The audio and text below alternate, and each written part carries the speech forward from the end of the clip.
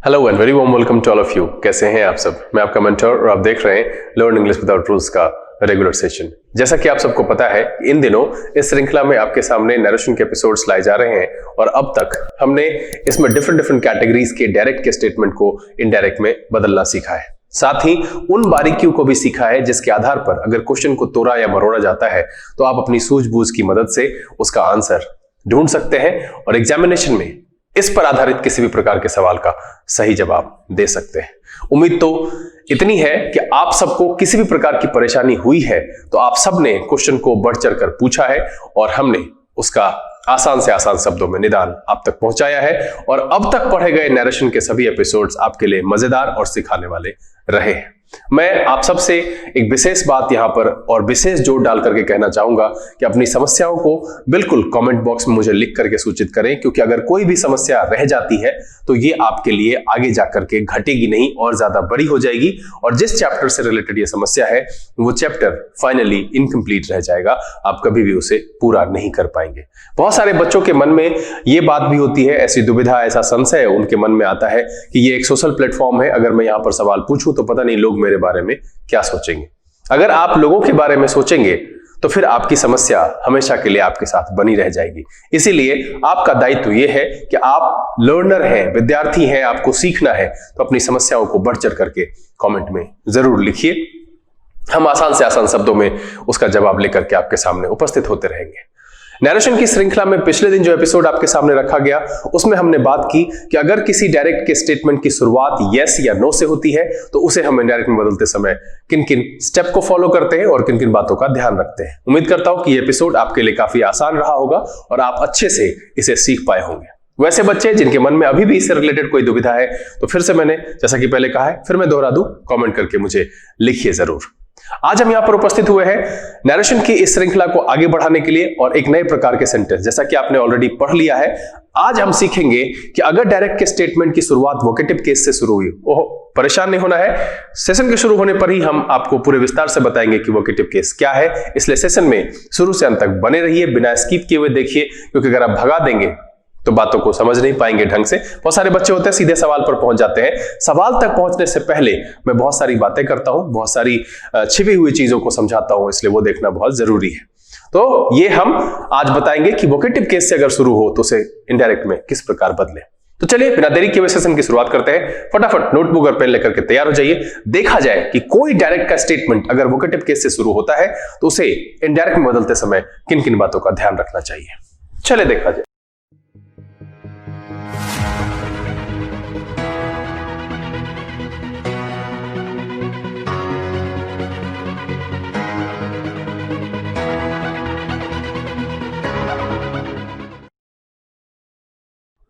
आइए हम आज के सेशन की शुरुआत करते हैं और सीखते हैं कि अगर किसी डायरेक्ट के स्टेटमेंट की शुरुआत वोकेटिव केस से हुई है तो उसे इनडायरेक्ट में किस प्रकार बदला जाए। साथ में उससे पहले हम ये बताएंगे कि वोकेटिव केस है क्या और कैसे पहचानेंगे कि कोई भी जो डायरेक्ट का स्टेटमेंट दिया हुआ है उसकी शुरुआत वोकेटिव केस से हुई है। सेशन को शुरू करने से पहले जो लोग इस चैनल पर नए हैं, चैनल को सब्सक्राइब कर लीजिए, बेल आइकन जरूर प्रेस कीजिएगा ताकि यहाँ से अपलोड की गई वीडियोस की नोटिफिकेशन आपको मिले और आपका कोई भी सेशन मिस ना हो। चलिए देखा जाए।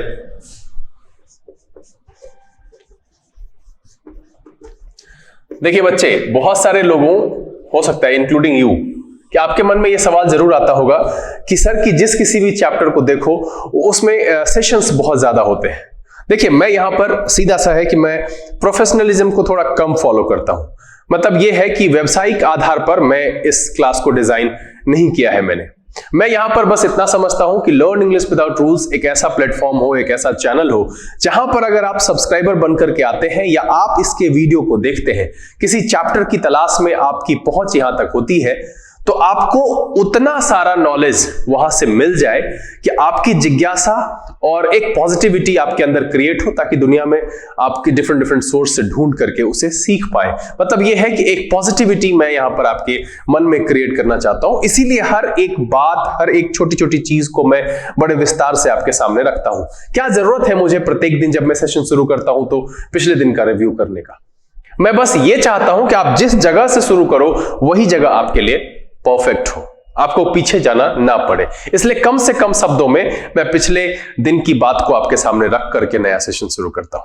अगर इसको प्रोफेशनली देखा जाए तो वो 5 से 7 मिनट का अंश जो है वो मैं बेकार डालता हूं, लेकिन ये आप समझते हैं कि बेकार है, लेकिन सोचिए कि अगर आप उसे देखते हैं प्रत्येक दिन तो क्या आप कभी उसे भूल पाएंगे? इसलिए पढ़ने के साथ साथ, आगे पढ़ने के साथ साथ, नई चीजें सीखने के साथ साथ पीछे वाली चीजों को अपने पास रखने की कैपेसिटी जागृत करना भी बहुत इंपॉर्टेंट है। और उस लिहाजन आपको यह चाहिए कि प्रत्येक दिन आप चीजों का, जिसको कि आप पढ़ चुके हैं, रिवीजन जरूर करें ताकि आप उन चीजों को भूलें नहीं। चलिए, जैसा कि मैं सब दिन शुरू करता हूं वैसा ही करूंगा, लेकिन आज ज्यादा समय नहीं लूंगा। जो स्टेप्स मैंने पढ़ाया है इससे पहले, इसमें पहला क्या है, जनरल रूल है। जैसा कि आपको पता है कि इसमें हम रिपोर्टिंग वर्ब का चुनाव करते हैं, उचित रिपोर्टिंग वर्ब अप्लाई करते हैं। इन्वर्टेड कॉमा हटाने के बाद हम दैट, इफ, वेदर, टू, इन सब का इस्तेमाल करते हैं। दूसरा जो है वो है चेंज ऑफ पर्सन। इसमें मैंने बताया कि फर्स्ट पर्सन जो है वो हम सब्जेक्ट के अकॉर्डिंग बदलते हैं, सेकेंड पर्सन जो है ऑब्जेक्ट के अकॉर्डिंग बदलते हैं, थर्ड पर्सन को नहीं बदलते हैं, और पर्सन के अलावा कुछ भी नहीं बदलते हैं, यानी कि नंबर, जेंडर, केस, ये सब नहीं बदलते हैं। तीसरा जो मैंने बताया वो है चेंज ऑफ टेंस। इसमें मैंने बताया कि टेंस यानी कि जितने भी प्रेजेंट दिए हुए होते हैं उसको हम पास्ट में चेंज कर देते हैं, और ये बदलाव एक शर्त पर लागू होती है कि अगर रिपोर्टिंग वर्ब आपका पास्ट टेंस में है तभी वो लागू होता है। और जो चौथा और आखिरी है वो है change of other parts of speech, और ये अमूमन जो है चेंज ऑफ टेंस को ही फॉलो करता है। अगर ऐसी परिस्थितियां आती है तभी हम दिस को दैट, दिस को दोज, हेंस को देंस, इस तरीके से बदलते हैं। अब रही बात कि पिछले दिन जो मैंने आपको सिखाया यस नो वाला, उसमें मैंने आपको क्या सिखाया। चलिए एक क्विक रिव्यू हो जाए। यहां पर मैंने पिछले दिन आपको सिखाया कि अगर डायरेक्ट के स्टेटमेंट की शुरुआत यस और नो से हुई है तो उसमें यस के लिए हम क्या करते हैं, बदलते समय रिप्लाइड इन एफर्मेटिव करते हैं, अग्रीड करते हैं, कॉन्कर्ड करते हैं, या फिर कोई भी सुटेबल जो कि यस को सेटिस्फाई करता है उसके हिसाब से हम शब्दों का चुनाव करते हैं, या ऑप्शन में दिए गए शब्दों को चुन करके अपना आंसर मार्क करते हैं। अब यहां पर रिप्लाइड की बात रही तो मैंने पहले ही कह दिया है, मैं बार बार इस चीज को नहीं दोहराऊंगा कि से के लिए रिप्लाइड नहीं लगेगा मेरे भाई, रिप्लाई लगेगा। तो ये सब आपको खुद अब समझना होगा, क्योंकि भाई सेशंस इतने हो चुके हैं जहां पर मैंने इसकी काफी चर्चा कर दी है। तो यस के लिए replied in affirmative, agreed, concurred. No के लिए मैंने बताया कि replied in negative, protested, differed, इसका इस्तेमाल करते हैं। इसके अलावा मैंने कहा कि अगर सुटेबल कुछ दिखता है आपको तो आप उसका भी कर सकते हैं, सूझबूझ के आधार पर आपको पूरी आ जाती है। अगर कोई सेंटेंस दिया हुआ है कि राम सेड यस, तो उसका जो बनेगा वो बनेगा Ram replied in affirmative, Ram said no, Ram replied in negative, इस तरीके से। अब रही बात कि यस और नो के बाद अगर कोई स्टेटमेंट आया है तो क्या करेंगे। उसमें कुछ नहीं करना है, उस स्टेटमेंट को अलग रिपोर्टिंग वर्ब के साथ जिस तरीके से हमने पहले सीखा है, अगर वो इंपरेटिव है तो इंपरेटिव के रूल्स को फॉलो करते हुए, उसके स्टेप्स को फॉलो करते हुए उसे सॉल्व करेंगे। अगर वो यस नो का है तो यस नो के स्टेप्स को फॉलो करते हुए उसे सॉल्व करेंगे। जैसे दिया हुआ है Ram said yes I can do it, तो देखिए यस के लिए हमने रिप्लाई जो रिपोर्टिंग वर्ब चुना है वो उसके लिए आया है। आई कैन डू इट का रिपोर्टिंग वर्ब कभी भी रिप्लाई नहीं हो सकता है, इसीलिए हम अलग से रखते हैं। किसी ने ऑर्डर वाला अगर स्टेटमेंट दिया है तो रिप्लाई से हम उस ऑर्डर वाले स्टेटमेंट को सेटिस्फाई नहीं कर सकते हैं, उसके लिए एक अलग से रिपोर्टिंग वर्ब चाहिए।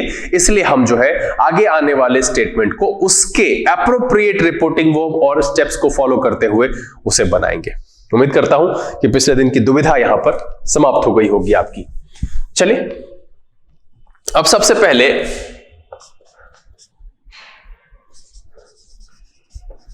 सेंटेंसेस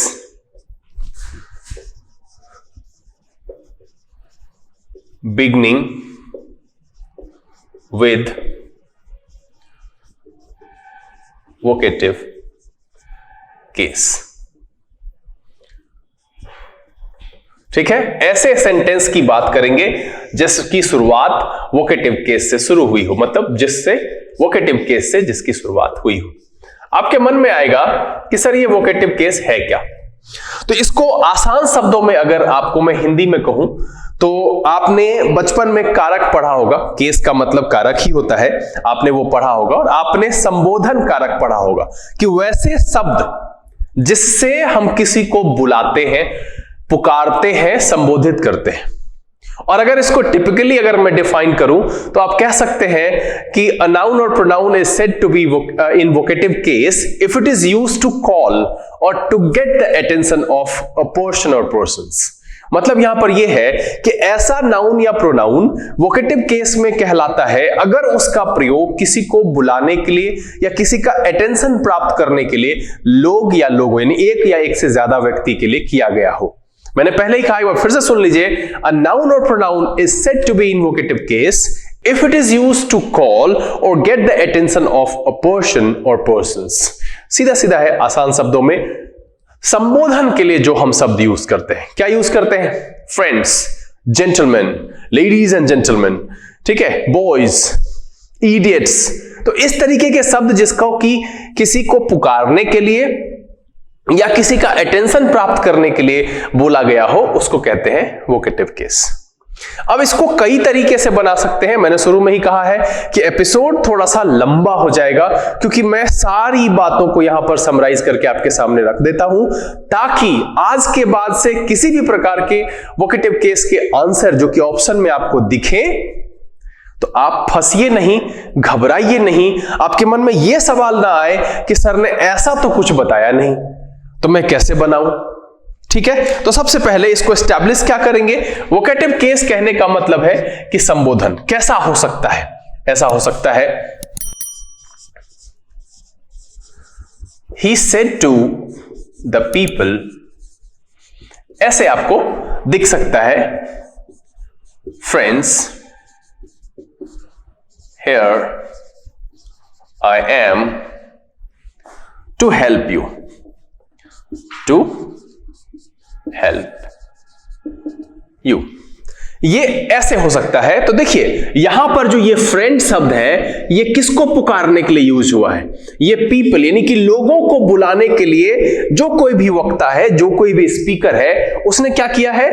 फ्रेंड शब्द का प्रयोग किया है। दिस इज कॉल्ड सेंटेंसेस या सेंटेंस स्टार्टिंग और बिगनिंग विद वोकेटिव केस। मतलब है कि डायरेक्ट में आपको ऐसे ही स्टेटमेंट दिखेंगे जिसमें ladies and gentleman, brave sons of motherland, या फिर आपको दिखेगा फ्रेंड्स, या फिर दिखेगा जेंटलमैन, या फिर दिख सकता है बॉयज, या फिर दिख सकता है इडियट्स। मतलब है किसी भी प्रकार के शब्द जिसका प्रयोग संबोधन के लिए या किसी का अटेंशन प्राप्त करने के लिए किया गया हो, अगर उससे कोई भी डायरेक्ट का जो रिपोर्टेड स्पीच है जो कि इन्वर्टेड कॉमा के अंदर बंद है उसकी शुरुआत हुई है तो उसे बदलने की प्रक्रिया सीखेंगे। ऐसा भी हो सकता है, दूसरा ऐसे भी दे सकता है कि DJ said to the people, inverted comma शुरू हो और लिखा हुआ हो लेडीज एंड जेंटलमैन, और इतना ही हो, इसके आगे ना हो। आपको इतना भी दिया जा सकता है। कहने का मतलब है कि जिस प्रकार से हमने पिछले दिन पढ़ा कि यस नो भी हो सकता है, यस नो के बाद कोई एक स्टेटमेंट भी हो सकता है, उसी तरीके से यहां पर वोकेटिव केस वाले सिर्फ जो है वो शब्द हो सकते हैं, है ना, सिर्फ वोकेटिव केस हो सकता है, या वोकेटिव केस के बाद जिस प्रकार की इसमें स्टेटमेंट दिया हुआ है वो भी हो सकता है। तो सबसे बड़ी बात क्या आई, इसके इस पोर्शन को समझिए कि हम इसके लिए आज सीखेंगे कि ये जो दिया हुआ है वोकेटिव केस का ये वर्ड, इसको किस प्रकार से हम सेटल करें, किस प्रकार से नैरेशन यानी कि इनडायरेक्ट में बदलते समय किस प्रकार से इसका एडजस्टमेंट करें। एक तो ये, दूसरी बात, ये जो स्टेटमेंट यहां पर दिया जाएगा इसको अगर आप भूल जाते हैं, सबसे पहले कि सोचिए कि अगर इसमें ये वोकेटिव केस वाला शब्द नहीं दिया हुआ है, फ्रेंड्स नहीं लिखा हुआ है, तो वैसी परिस्थिति में क्या आप इसे बना पाएंगे या नहीं बना पाएंगे? He said to the people here I am to help you, इसको बना पाएंगे या नहीं बना पाएंगे? बिल्कुल। इस फ्रेंड्स को छोड़कर ये एक साधारण स्टेटमेंट है जिसको कि आप आसानी से इनडायरेक्ट में बदल लेंगे। तो सबसे पहली जानकारी यहां पर ये आई कि वोकेटिव केस के साथ अगर कोई स्टेटमेंट उसके आगे दिया हुआ है तो वो स्टेटमेंट या तो असर्टिव का हो सकता है, या तो वो क्वेश्चन से हो सकता है, मतलब यस नो हो सकता है, WH हो सकता है, या वो इंपरेटिव हो सकता है, या वो ऑप्टेटिव हो सकता है, या वो एक्सक्लेमेटरी हो सकता है। तो ऐसी परिस्थिति में हम दिए गए जो सेंटेंस है उसके एप्रोप्रिएट स्टेप्स को फॉलो करते हुए, एप्रोप्रिएट कंसेप्ट को फॉलो करते हुए हम उसे चेंज करेंगे। उसके लिए जो रिपोर्टिंग वर्ब आएगा वो हम उस पर अप्लाई करेंगे। क्यों? क्योंकि इसके लिए तो दूसरा रिपोर्टिंग वर्ब आने वाला है। ये तो तय है कि जो वोकेटिव केस दिया हुआ है उसके लिए रिपोर्टिंग वर्ब अलग होगा। वो रिपोर्टिंग वर्ब यहां आए हुए इस सेंटेंस को जो है सेटिस्फाई नहीं कर पाएगा, इसीलिए हम एक अलग से रिपोर्टिंग वर्ब का प्रयोग वहां पर करेंगे। जब ये बात हो जाएगी तब हम जो है ये समझ लेंगे कि भाई ये एक हिस्सा मेरा हो गया। अब हम यहां से आगे बढ़ेंगे और इसके बारे में अभी हम आपको बता देंगे। तो पहले इसको फॉलो करेंगे, फिर इसको बना लेंगे। तो यहां एक बात क्लियर हो गई कि जिस प्रकार से सिर्फ यस नो, यानी कि यस नो को जो पढ़ा हमने, वहां पर सिर्फ हमने बात की कि यस और नो को बदलते समय किन बातों का ध्यान रखना चाहिए या उसको कैसे बदलना चाहिए। बस हम यहां पर भी उसी की बात करेंगे कि वोकेटिव केस को बदलने के लिए किन बातों का ध्यान रखना चाहिए। क्लियर है? चलिए एग्जाम्पल हम बाद में लिख लेंगे, पहले हम इसको यहां से हटा देते हैं। ठीक है? और सबसे पहले क्या करेंगे, तो रिपोर्टिंग वर्ब में यहां पर जो रिपोर्टिंग वर्ब इसके लिए यूज होता है वो होता है एड्रेस का। ठीक है? एड्रेस। ठीक है? एड्रेस हो सकता है, एड्रेसेस हो सकता है, एड्रेस्ड हो सकता है। तो इसका जो रिपोर्टिंग वर्ब है, ठीक है, रिपोर्टिंग वर्ब वो क्या है? एड्रेस। ठीक है? या हो सकता है और कॉल, ये भी हो सकता है। मतलब है कि इसमें दो रिपोर्टिंग वर्ब प्रयोग किए जा सकते हैं। आपको एग्जामिनेशन में दोनों से दिख सकता है। भाई पुकारा है तो उसके लिए कॉल भी आपको दिख सकता है। अब इस दोनों में क्या ध्यान रखना है कि इसके साथ हम एज का प्रयोग कर सकते हैं। ठीक है? वी यूज एज, और यहां पर वी डोंट यूज एज।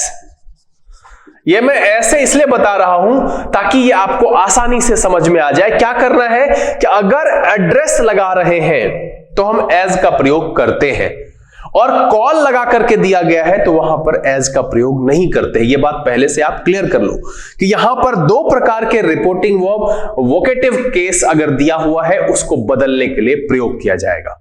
क्या किया जाएगा? पहला एड्रेस, ठीक है, और दूसरा कॉल भी किया जा सकता है। ठीक है? उस हिसाब से हम जो है एड्रेस के साथ एज का प्रयोग करेंगे, कॉल के साथ एज का प्रयोग नहीं करेंगे। क्लियर? चलिए अब इसका हम स्ट्रक्चर आपको लिख करके दिखाएं क्या करते हैं।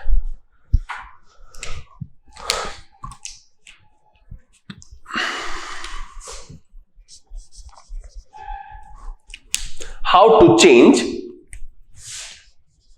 टू चेंज वोकेटिव केस, है ना? कैसे बदले? इसको बदलने के लिए एक तरीका है मेथड 1। मेथड 1 में क्या है, जो सब्जेक्ट है वो सब्जेक्ट प्लस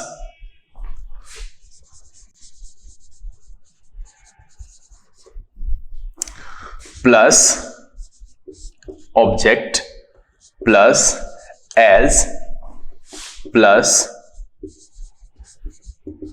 वोकेटिव केस, हम इतना यूज करेंगे।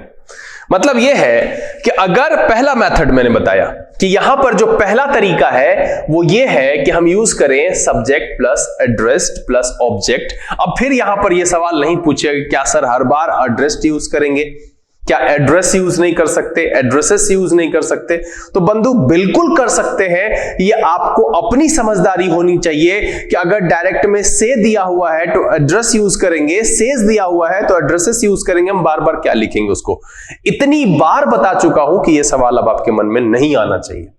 तो हम यहां क्या करेंगे? सब्जेक्ट, एड्रेस्ड, ऑब्जेक्ट, फिर एज, फिर वर्ड ऑफ वोकेटिव केस या वोकेटिव केस जो यहां पर लिखा हुआ है। जैसे एक सवाल इस पर जो है बनाते हैं, ठीक है। डायरेक्ट का सिर्फ ऐसा लेते हैं, वर्ड ऑफ वोकेटिव केस अगर दिया हुआ है कि DJ said to the people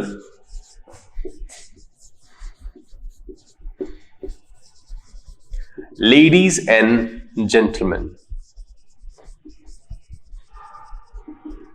ठीक है। इसको कैसे बनाएंगे, शुरू करते हैं यहां से। डीजे अड्रेस्ड, ठीक है, ऑब्जेक्ट है द पीपल,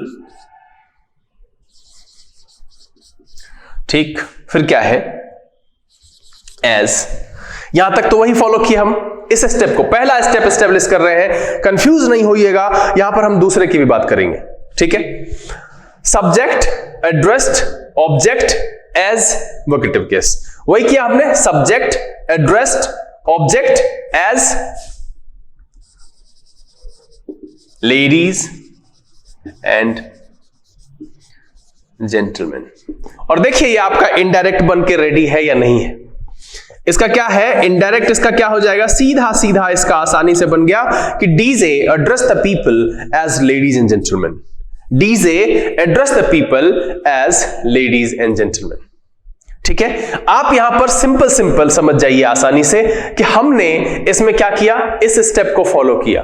और ये कितने के लिए था, सिर्फ वोकेटिव केस को बदलने के लिए, है ना। अब कहिए कि सर अगर इसके बाद कोई स्टेटमेंट दिया हुआ है, तो मैंने पहले ही कह दिया कि इसके बाद के स्टेटमेंट को हम उसके हिसाब से, उसके लिए जो रिपोर्टिंग वर्ब अप्लाई होता है उसको अप्लाई करते हुए, सारे स्टेप्स को फॉलो करते हुए बदल करके यहां पर एंड के साथ जोड़ देंगे, आसानी से बन जाएगा, है ना। क्या हो जाएगा यहां पर। अब देखिए कि इसको कॉल से कैसे बना सकते हैं, तो इसको बनाएंगे DJ called people ladies and gentleman. वहां पर एज यूज नहीं करेंगे।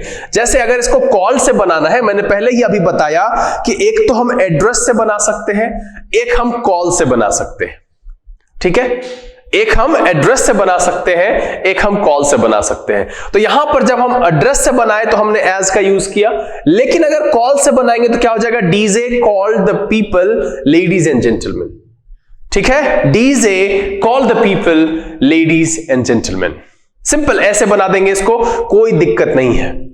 तो आपकी मर्जी है। अब मैं यहां पर क्यों बताया इसको, मैं इसीलिए बताया कि अगर एग्जामिनेशन में जो ऑप्शन दिया हुआ है उसमें अगर मैं आपको यहां पर एड्रेस से पढ़ा देता और कॉल की चर्चा नहीं करता तो आप फंस जाते कि कॉल को कैसे लिखना है। चलिए आपके दिमाग में ये आ भी जाता तो ये बात पे गलती हो सकती थी कि एज यूज करें कि ना करें। तो यहां यह ध्यान रखना है कि ये जो मेथड है वो सिर्फ अगर वोकेटिव केस भी दिया हुआ है तो सुटेबल है, हम बना सकते हैं। जैसे कि एग्जांपल लिया, DJ said to the people ladies and gentleman, मैंने बनाया DJ address the people as ladies and gentleman. अब देखिए, उम्मीद करता हूं कि इतनी बात जो मैंने यहां पर मेथड 1 में आपके सामने डिस्कस की, ये सब आपको आसानी से समझ में आ गया होगा। अब देखिए मेथड 2 में क्या कहता है। मेथड 2 में मैं इसको यहां पर हटा दे रहा हूं फिलहाल, और दोनों के अंतर को मैं इसलिए यहां पर रखना चाहता हूं क्योंकि कई सारी किताबों में सिर्फ दूसरे मेथड को ही लिखता है। मेथड 2, मेथड 2 में कहता है addressing plus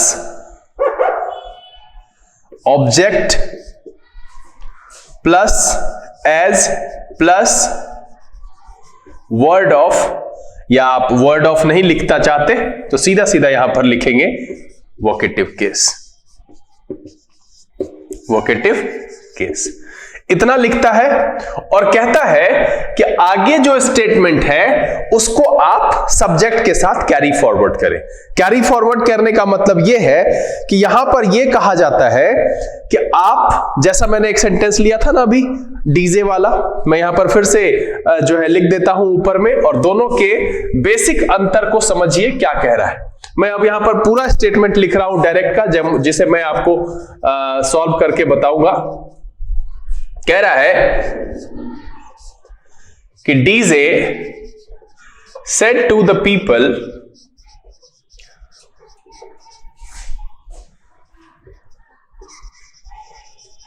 ladies and gentleman,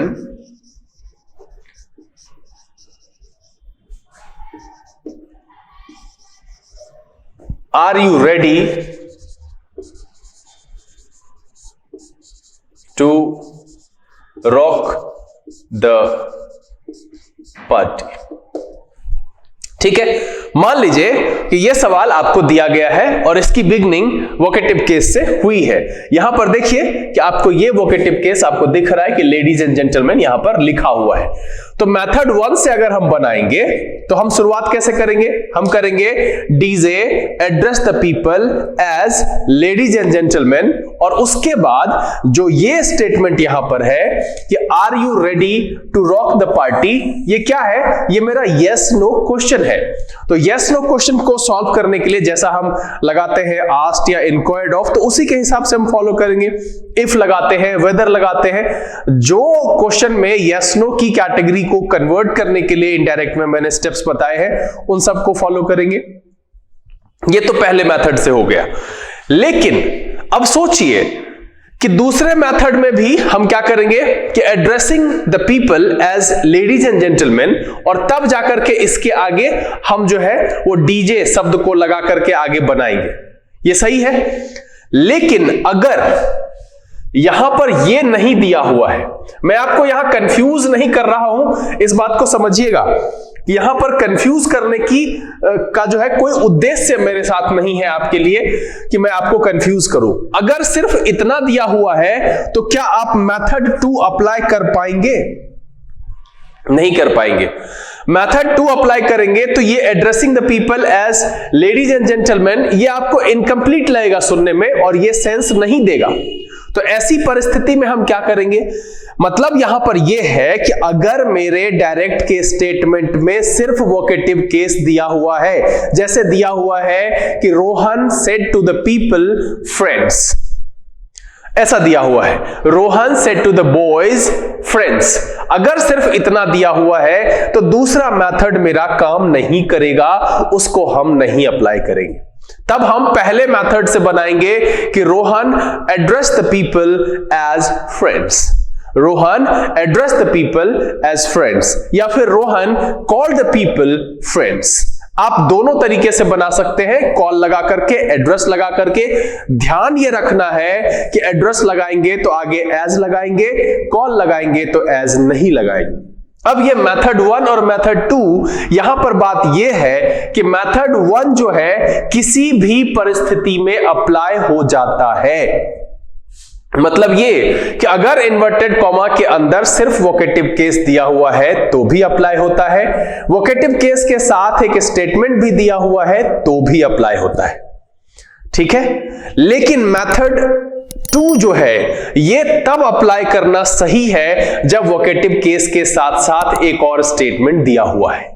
अगर वो नहीं दिया हुआ है, सिर्फ वोकेटिव केस दिया हुआ है, वैसी परिस्थिति में आप दूसरे मेथड को अप्लाई नहीं करेंगे, वो वहां पर परफेक्ट नहीं आएगा। बात को समझिए। हम इस सवाल को लिखते हैं और फिर आपके सामने बना करके उसको दिखाते हैं कि are you ready to rock the party? ठीक है, चलिए हम इस दोनों मेथड को, उम्मीद करते हैं आप यहां से स्क्रीनशॉट ले लीजिए या आप लिख चुके होंगे ऑलरेडी, तो हम इसे यहां से मिटा देते हैं और हम इसको अब बना करके देखते हैं। तो अब देखिए कि बनाने में मैं उसी तरीके से एक ट्रेडिशनल तरीका जिसमें स्टेप बाय स्टेप आपको मैं समझा पाऊं वही अपनाऊंगा। तो यहां पर देखिए कि मेरे लिए एक्स्ट्रा क्या है, ये है ना। तो अगर हम इस स्टेटमेंट को तोड़े, इस डायरेक्ट को तोड़े, तो मेरा स्टेटमेंट 1 आएगा ना, स्टेटमेंट 1 आएगा और इसी से बन करके आएगा स्टेटमेंट 2। ठीक है, स्टेटमेंट 2 हम दोनों को लिख लेते हैं। स्टेटमेंट 1 क्या है, स्टेटमेंट 2 क्या है, और फिर दोनों को ऐड करके फाइनली एक जो है हम इसका इनडायरेक्ट वाला स्टेटमेंट बना लेंगे। तो पहला क्या आ रहा है? पहला आ रहा है DJ said to the people, inverted comma, ladies and gentleman. दूसरा स्टेटमेंट क्या आ रहा है? दूसरा स्टेटमेंट आ रहा है DJ said to the people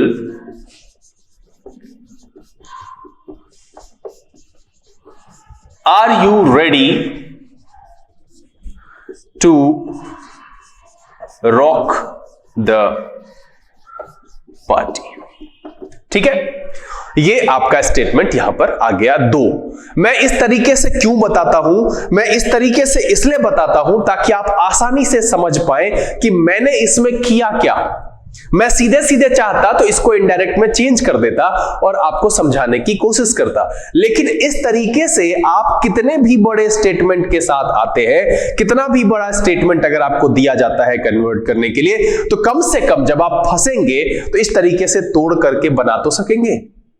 इसीलिए देखिए यहां पर क्या है। सबसे पहले तो इसको बनाएंगे तो कैसे बनाएंगे? अभी देखा हमने कि DJ address the people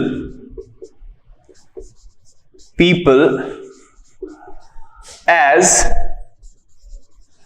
ladies and gentlemen।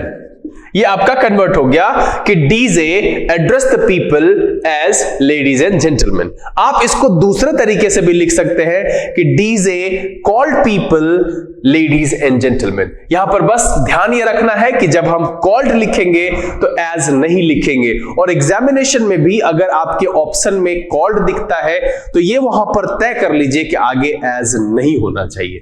ठीक है, अब इसको बनाइए। तो इसको बनाते समय क्या देखना है? सबसे पहले तो इसे अगर आप सीधा कर लेंगे, दैट मींस कि अगर आप इसे असर्टिव में चेंज करेंगे तो क्या बनेगा?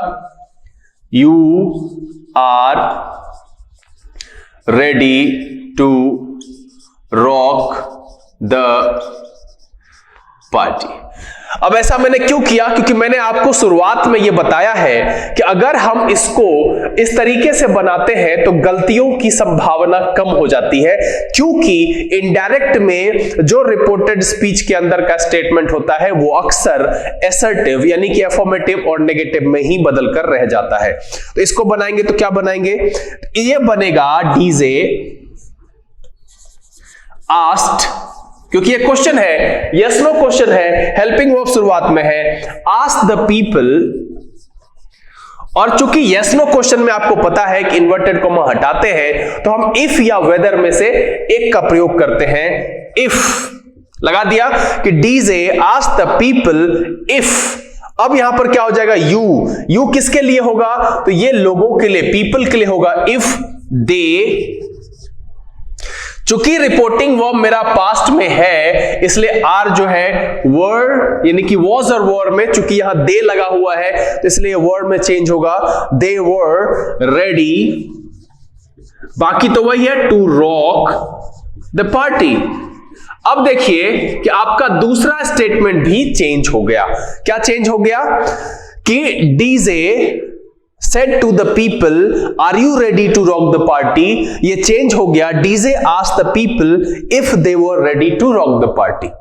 ठीक है, तो अब इसे हम क्या करेंगे? जोड़ेंगे। चलिए, ये हमने बनाया था मेथड 1 से, अब इसका मेथड 2 क्या होगा? मेथड 2 जो है इसे जब बनाएंगे तो यहां पर क्या लिखेंगे? मेथड 2 में आएगा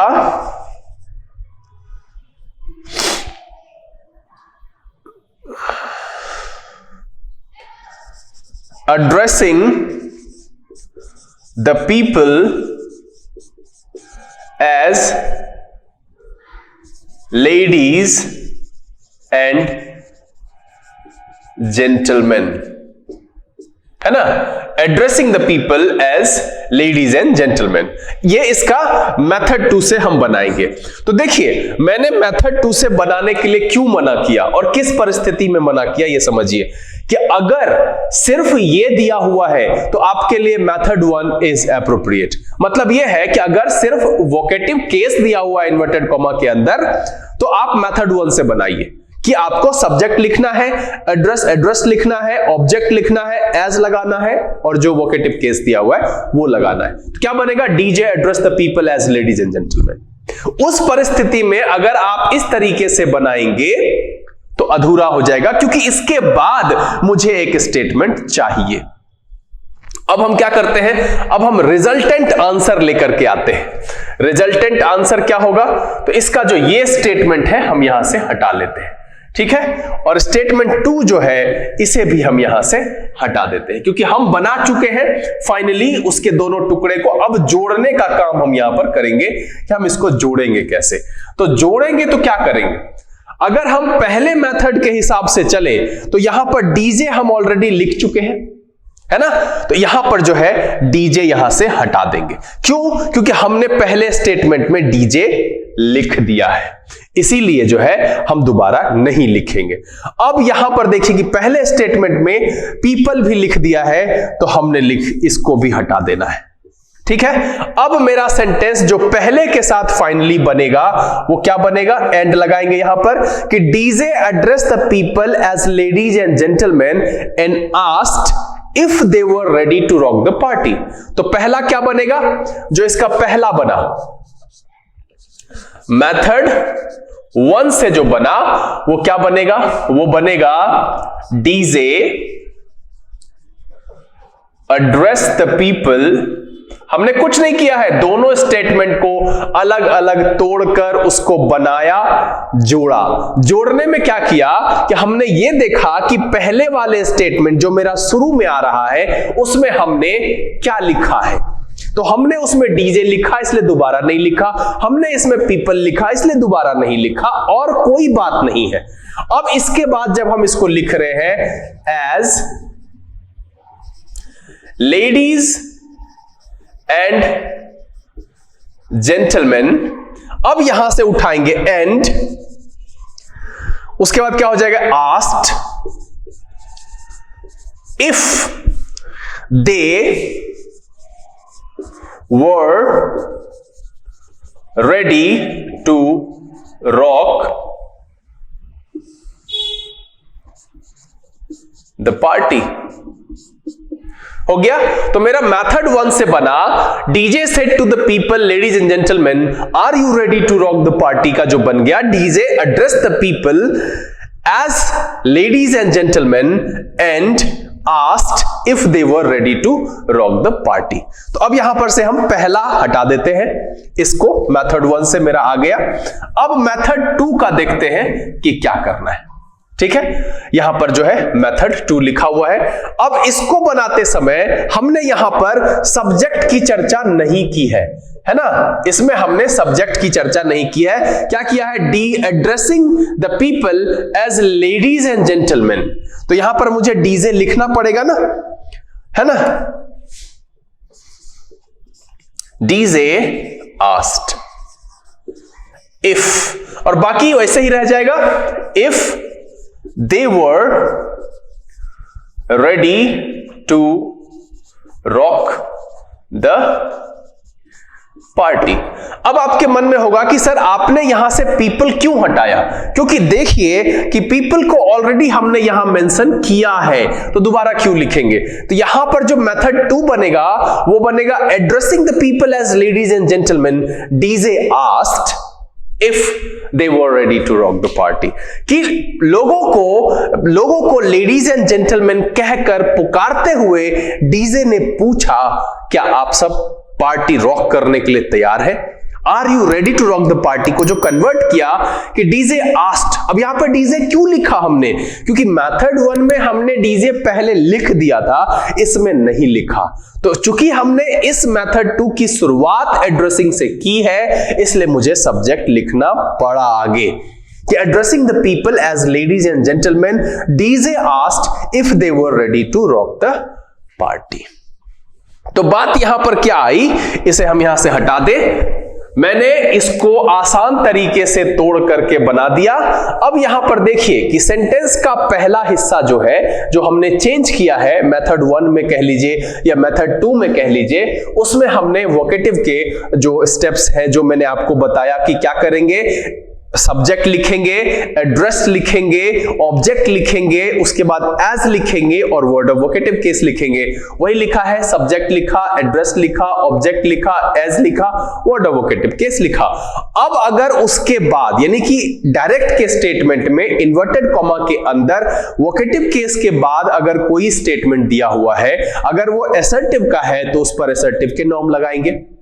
अगर वो क्वेश्चन है तो उस पर जो यस नो या WH है उसके नॉर्म्स लगाएंगे। अगर वो इंपरेटिव है तो उस पर इंपरेटिव के नॉर्म्स लगाएंगे। अगर वो ऑप्टेटिव है तो उस पर ऑप्टेटिव के नॉर्म्स लगाएंगे। कहने का मतलब है कि if a sentence is given after vocative case inside inverted comma, you have to use an appropriate concept for that particular sentence. मतलब यह है कि उस पर्टिकुलर सेंटेंस में वो जिस कैटेगरी का है उसके नॉर्म्स को वहां पर अप्लाई करके उसको बनाना है और जोड़ करके रखना है। यही मैंने यहां पर किया। अब एक बात आपके मन में सवाल आएगी कि क्या सर हम दोबारा रिपोर्टिंग वर्ब का प्रयोग करेंगे, और हम ये क्यों कर रहे हैं? क्योंकि देखिए, ये जो लेडीज एंड जेंटलमैन के लिए हमने ये रिपोर्टिंग वर्ब एड्रेस यूज किया है, वो तो इसके लिए किया कि उसको बुलाया, ये कहकर पुकारा, हमने पूछने का सेंस तो वहां नहीं दिया। तो ये कैसे क्लियर होगा कि पुकारने के बाद सेंटेंस का सेंस किस प्रकार का है? पुकारने के बाद सेंटेंस का सेंस ऑर्डर भी हो सकता है, पुकारने के बाद सेंटेंस का सेंस रिक्वेस्ट भी हो सकता है, पुकारने के बाद सेंटेंस का सेंस इंटरोगेटिव भी हो सकता है। तो इसीलिए जो है, जैसा रहेगा वोकेटिव केस के बाद का स्टेटमेंट, उसके नॉर्म्स को फॉलो करते हुए हम बनाएंगे। मेथड 2 में अंतर यही है कि जब वोकेटिव केस के साथ या उसके बाद कोई स्टेटमेंट दिया हुआ है तो आप मेथड 1 भी अप्लाई कर सकते हो, मेथड 2 भी अप्लाई कर सकते हो।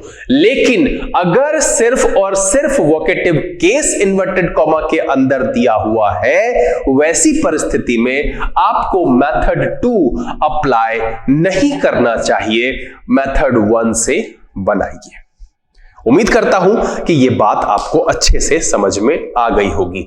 मैंने यह कहा कि एड्रेस की जगह पर आप कॉल भी यूज कर सकते हैं, कॉल, कॉल्स, कॉल्ड। लेकिन ध्यान यह रहे कि जिस तरीके से एड्रेस यूज करने पर हम एज का प्रयोग करते हैं, कॉल यूज करने पर एज का प्रयोग नहीं करेंगे। बाकी सारी चीजें सेम रहेगी, है ना। यहां पर क्या होगा? Calling the people, ladies and gentleman, DJ asked if they were ready to rock the party। या फिर ऊपर वाले को बनाएंगे तो कहेंगे DJ called the people, ladies and gentlemen, and asked if they were ready to rock the party। Summary क्या है इस पूरे सेशन की?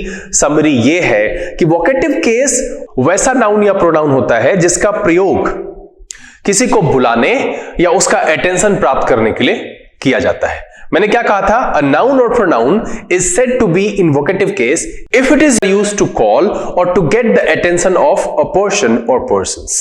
तो सीधी सी बात है कि वो कोई भी शब्द हो सकता है या शब्द का समूह हो सकता है जिस माध्यम से हम किसी को बुलाएं। अब अगर इन्वर्टेड कॉमा के अंदर ये आपको दिखे तो उस समय में आपको ये देखना है कि क्या उसके बाद कोई स्टेटमेंट दिया हुआ है। अगर उसके बाद कोई स्टेटमेंट दिया हुआ है तो जो दो तरीका मैंने बताया उसमें से कोई भी अप्लाई कर सकते हैं। पहला तरीका क्या है कि हम कन्वर्जन की शुरुआत सब्जेक्ट से करेंगे, उसके बाद एड्रेस या कॉल, इसमें से कुछ भी रख सकते हैं। एड्रेस रखने पर हम आगे एज रखेंगे, कॉल रखने पर एज का प्रयोग नहीं करेंगे। ये क्लियर हो गया? तो subject plus address plus object plus as plus जो वोकेटिव केस है वो, या नहीं कॉल रखें तो सब्जेक्ट प्लस कॉल, मतलब उसके वर्जन आएंगे कॉल, कॉल्स या कॉल्ड, जैसा सेंटेंस में मतलब डायरेक्ट में दिया हुआ है। से है तो उसके हिसाब से, सेज है तो उसके हिसाब से, सेड है तो उसके हिसाब से। तो यहां पर क्या हो जाएगा कि कॉल्ड फिर ऑब्जेक्ट और उसके बाद एज रखे बिना सीधे सीधे हम वोकेटिव केस रख देंगे। उसके बाद जो स्टेटमेंट दिया हुआ है उसके सारे नॉर्म्स को फॉलो करते हुए, अगर वो इंपरेटिव है तो इंपरेटिव वाला ऑर्डर, कमांड, रिक्वेस्ट, सजेशन, अगर वो क्वेश्चन है तो क्वेश्चन वाला नॉर्म फॉलो करते हुए हम उसके साथ उसको ऐड कर देंगे, जैसा कि हमने किया है कि DJ address the people as ladies and gentleman and asked if they were ready to rock the party. Method 2 में क्या है कि हम इसमें शुरू करते हैं एड्रेस शब्द से। तो इसको हम एड्रेसिंग से शुरू करेंगे, कॉलिंग से भी कर सकते हैं। उसके बाद ऑब्जेक्ट रखेंगे, फिर एड्रेस रखने पर एज रखेंगे, लेकिन कॉल से शुरू करने पर एज नहीं रखेंगे। उसके बाद क्या करेंगे, लेडीज एंड जेंटलमैन रखेंगे, और उसके बाद जो स्टेटमेंट दिया हुआ है तो वैसी परिस्थिति में हम उस सब्जेक्ट को वहां पर मेंशन करते हुए आगे सारे नॉर्म्स को फॉलो करके बनाएंगे। और ये जो दूसरा मेथड है ये तभी अप्लाई करेंगे जबकि वोकेटिव केस के बाद कोई एक स्टेटमेंट दिया हुआ है। इसके साथ एक बाध्यता है कि मेथड 2 आप तभी अप्लाई करें जबकि वोकेटिव केस के बाद कोई स्टेटमेंट दिया हुआ है। लेकिन मेथड 1 के साथ आजादी है, वो सिर्फ वोकेटिव केस भी दिया हुआ है तब भी अप्लाई कर सकते हैं, और अगर वोकेटिव केस के बाद कोई स्टेटमेंट दिया हुआ है तब भी अप्लाई कर सकते हैं।